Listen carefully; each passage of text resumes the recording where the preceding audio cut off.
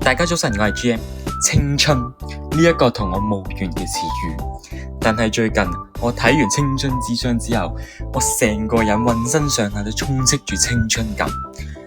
冇錯啦，今次要分享嘅作品呢係漫改動畫《青春之傷》。《青春之傷》嘅故事呢係講述男主角朱古大喜暗戀女主角綠野千夏，而對方呢係學校女子籃球隊嘅成員。咁啱呢，大喜又係羽毛球隊嘅成員。咁兩組嘅成員呢，平時都會喺體育館進行訓練嘅。而千夏同大喜呢，佢哋兩個都有晨練嘅習慣，所以兩個人呢就經常喺朝頭早嘅體育館入邊呢各自進行晨練。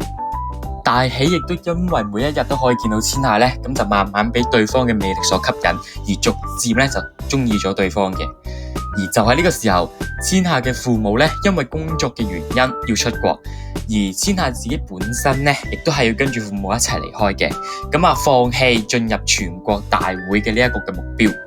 不過呢，當大喜知道呢件事嘅時候呢，佢就直接同千夏講出自己對對方嘅憧憬，並且呢勸對方呢唔好放棄呢一個連自己本身都唔想放棄嘅目標。咁後來呢，千夏就諗通咗，就決定拜託父母呢，俾自己留喺日本，並且呢寄居喺熟人嘅屋企入邊。而呢一個熟人呢，就係千夏媽媽以前喺籃球隊嘅隊友，亦即係大喜嘅媽媽。咁所以即係話呢，佢哋兩個呢，就係因為咁樣呢而同居咗啦。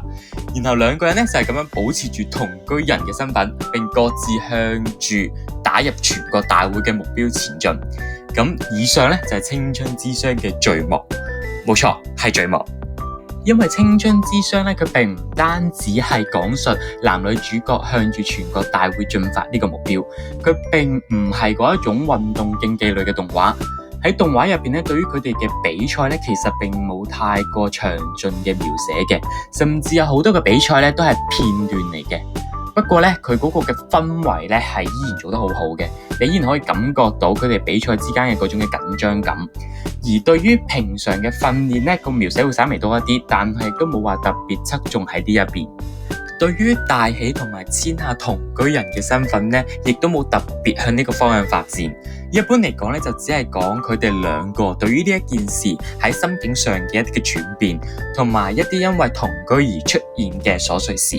呢個作品呢，就同佢個名一樣，係一個訴說充滿青春嘅故事。同朋友打鬧啊，為咗目標而不斷努力訓練啊，對某個人抱有好感，然後又因為戀愛嘅問題而煩惱。基本上你喺睇嘅時候呢，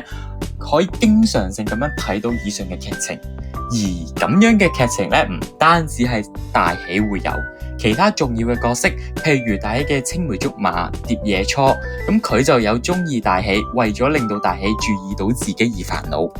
又或者係大喜係羽毛球隊嘅前輩真生健吾，佢睇上去係一個好自信嘅人，但係其實呢，健吾呢，佢對於自己冇辦法戰勝競爭對手同埋後輩嘅實力躍升呢，而亦感到煩惱嘅。正因為咁樣呢，佢並冇好似嗰啲常見嘅戀愛喜劇一樣，只係單純咁樣描寫男女主角之間嘅互動，而係令到觀眾睇到佢哋有自己嘅目標，有去努力，有去煩惱。呢一啲角色嘅刻畫呢，亦都因為咁樣呢而變得更加立體。